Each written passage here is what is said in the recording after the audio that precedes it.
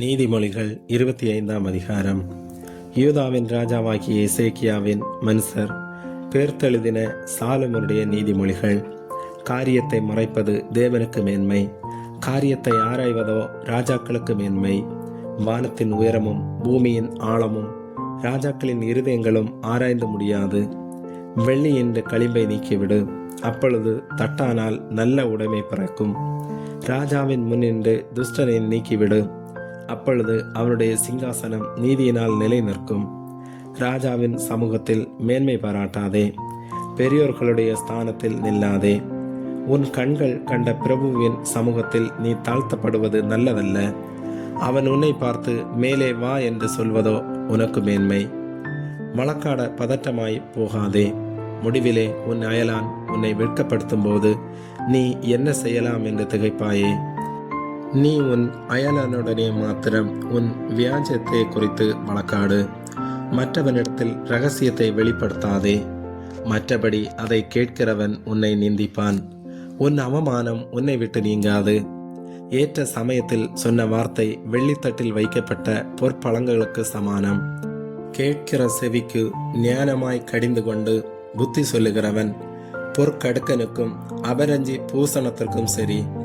கோடை காலத்தில் உறைந்த மழையின் குளிர்ச்சி எப்படி இருக்கிறதோ அப்படியே உண்மையான ஸ்தானாதிபதியும் தன்னை அனுப்பினவனுக்கு இருப்பான். அவன் தன் எஜமான்களுடைய ஆத்மாவை குளிர பண்ணுவான். கொடுப்பேன் என்று சொல்லியும் கொடாமல் இருக்கிற வஞ்சகன் மழையில் இல்லாத மேகங்களுக்கும் காற்றுக்கும் சரி.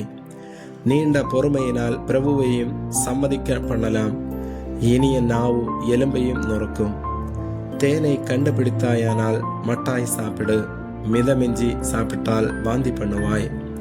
உன் அயலான் சலித்து உன்னை வெறுக்காதபடிக்கு அடிக்கடி அவன் வீட்டில் கால் வைக்காதே. பிறனுக்கு விரோதமாய் பொய் சாட்சி சொல்லுகிற மனுஷன் தண்டாயுதத்துக்கும் கட்கத்துக்கும் கூர்மையான அம்புக்கும் ஒப்பானவன்.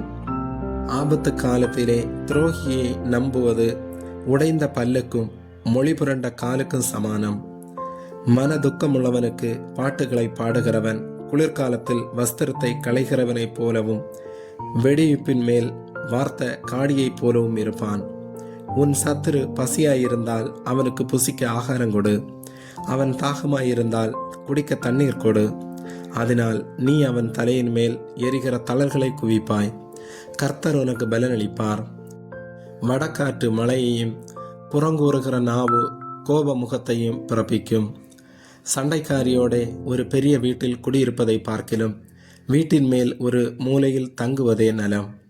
தூர தேசத்திலிருந்து வரும் நற்செய்து விடாய்த்த ஆத்மாவுக்கு கிடைக்கும் குளிர்ந்த தண்ணீருக்கு சமானம். துன்மார்க்கருக்கு முன்பாக நீதிமான் தள்ளாடுவது கலங்கின கிணற்றுக்கும் கெட்டுப்போன சுனைக்கும் ஒப்பாகும். தேனை மிகுதியாய் உண்பது நல்லதல்ல, தற்புகழை நாடுவதும் புகழல்ல. தன் ஆவியை அடக்காத மனுஷன் மதிலிடிந்த பாழான பட்டணம் போலிருக்கிறான். ஆமேன்.